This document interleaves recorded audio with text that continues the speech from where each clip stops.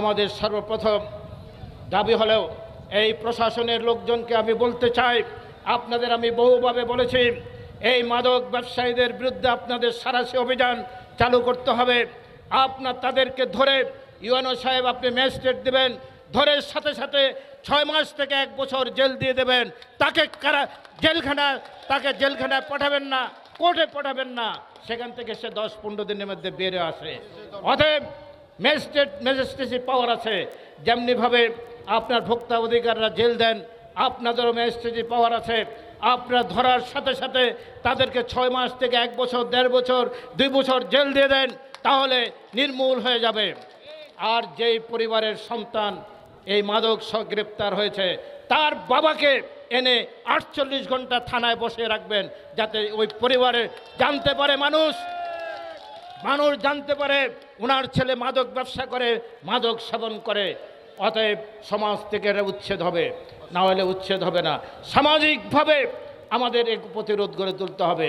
যারা অস্ত্র ব্যবসা করেন, অস্ত্র দিয়ে ডাকাতি করেন, মানুষ খুন করেন, তাদেরকেও বলে দিতে চাই, বেগমগঞ্জে প্রয়োজন বোধে আমি মিলিটারি নিয়ে এখানে আরেকটি ক্লিন হার্টের মতো ব্যবস্থা করে আপনাদেরকে উচ্ছেদ করব। এই বেগমগঞ্জে কোনো অস্ত্র ব্যবসায়ী অস্ত্রধারী থাকতে পারবে না। আমি প্রশাসনকে বলতে চাই, কোনো মাদক আমাদের সাথে অনেকে এসে ছবি তোলেন, আমার সাথে, আমার স্ত্রী, আমার সন্তান, আমাদের নেতাদের সাথে ছবি যদি দেখায়, তাকে প্রথম গ্রেপ্তার করে তার হাত পা ভেঙে দেবেন। কারণ আমাদের সাথে ছবি থাকলে সে যে ভালো মানুষ, এটা ঠিক না।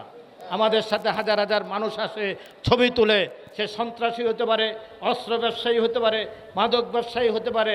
সমাজের মানুষ আমাদের কাছে, আমরা তো তাকে ওইভাবে চিনি না। অতএব এই বেগমগঞ্জ থেকে মাদক উচ্ছেদ করতে হলে আমাদের সামাজিকভাবে আন্দোলন গড়ে তুলতে হবে। আলেম সমাজের কাছে আমার আবেদন থাকবে, নিবেদন থাকবে, ইমাম সাহেবরা আপনারা প্রতিদিন জুমার নামাজে খুতবার আগে বা খুতবার আগে আপনারা খুতবার সময় এই মাদকের বিরুদ্ধে আন্দোলন গড়ে তুলবেন।